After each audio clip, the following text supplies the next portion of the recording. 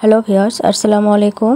আজকে আপনাদের জন্য নিয়ে আসলাম খুবই মজার রুই মাছ ভুনা রেসিপি। আর এইভাবে একবার রুই মাছ ভুনা করলে খেতে খুবই মজার হয়।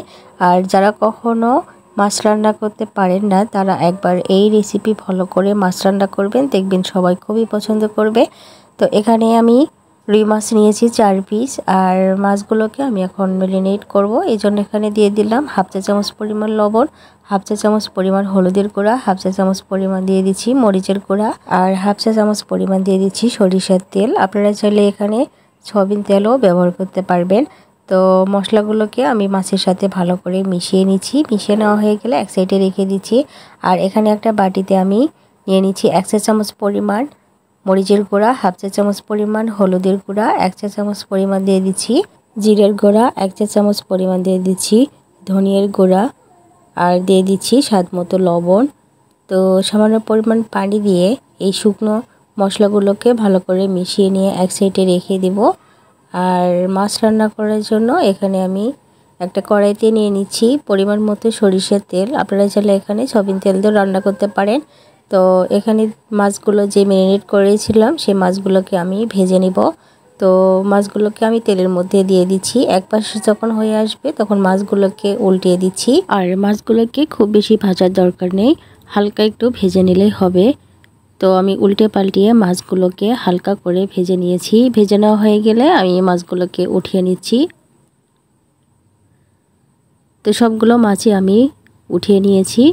আর সেম প্যানে আমি দিয়ে দিচ্ছি আবারও সরিষার তেল। তো এখানে আমি একটা তেজপাতা দিয়ে দিলাম, ছোটো এলাচ দিয়ে দিচ্ছি একটি, আর একটি শুকনো মরিচ দিয়ে দিলাম। তো মশলাগুলোকে আমি তেলের মধ্যে 1 সেকেন্ডের জন্য ভেজে নিয়েছি। আর এখানে আমি দিয়ে দিচ্ছি 1/3 কাপ পরিমাণ পেঁয়াজ কুচি। পেঁয়াজ কুচিগুলোকে কিছুক্ষণ ভেজে নেব। যখন দেখবেন পেঁয়াজের মধ্যে সুন্দর একটা সোনালি কালার চলে এসেছে, এই পর্যায়ে আমি এখানে দিয়ে দিচ্ছি 1/4 কাপ পরিমাণ পেঁয়াজ বাটা। পেঁয়াজ বাটাগুলোকে আমি এখন কিছুক্ষণ কষিয়ে নিব, এতে করে পেঁয়াজের যে কাঁচা গন্ধ আছে সেটা চলে যাবে। তো কিছুক্ষণ কষিয়ে নেওয়া হয়ে গেলে এখানে আমি দিয়ে দিচ্ছি হাফ চা চামচ পরিমাণ আদা বাটা, আর হাফ চা চামচ পরিমাণ দিয়ে দিচ্ছি রসুন বাটা। আদা রসুন বাটাকে আবারও আমি কিছুক্ষণ ভেজে নেব, এতে করে আদা রসুনের কাঁচা গন্ধটা চলে যাবে। কষিয়ে নেওয়া হয়ে গেলে এখানে যে মশলাগুলো আমি পানি দিয়ে গুলিয়ে রেখেছিলাম সেগুলো আবারও আমি দিয়ে দিচ্ছি। দিয়ে বাটিটা ধুয়ে আবারও সামান্য পরিমাণ পানি দিয়ে দিলাম। এখন এই মশলাগুলোকে ভালো করে কষিয়ে নিতে হবে। তো মশলাগুলোকে কষিয়ে নেওয়া হয়ে গেলে এখানে 2 টেবিল চামচ পরিমাণ দিয়ে দিচ্ছি টমেটো বাটা। আর এই টমেটো বাটা আমি বিচি ফেলে দিয়ে তারপর আমি টমেটোগুলোকে বেটে নিয়েছি। তো টমেটোগুলোকে আমি কিছুক্ষণ ভেজে নিয়েছি।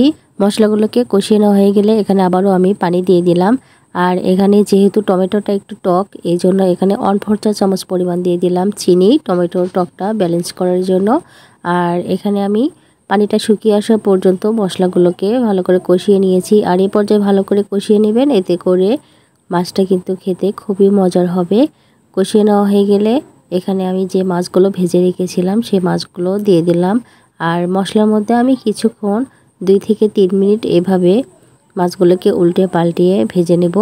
আর ভেজে নেওয়া হয়ে গেলে এখানে আমি দিয়ে দিচ্ছি পানি। তো এখানে আমি পানি দিয়ে দিচ্ছি প্রায় 1 কাপের মতো। তো আপনারা যে যেরকম ঝোল খেতে পছন্দ করেন সেই অনুযায়ী কিন্তু এখানে পানিটা অ্যাড করে দেবেন। তো পানিটা দিয়ে আমি মাছের সাথে ভালো করে মিশিয়ে নিয়ে ঢাকনা দিয়ে ঢেকে পানিটা শুকিয়ে আসা পর্যন্ত রান্না করে নেব।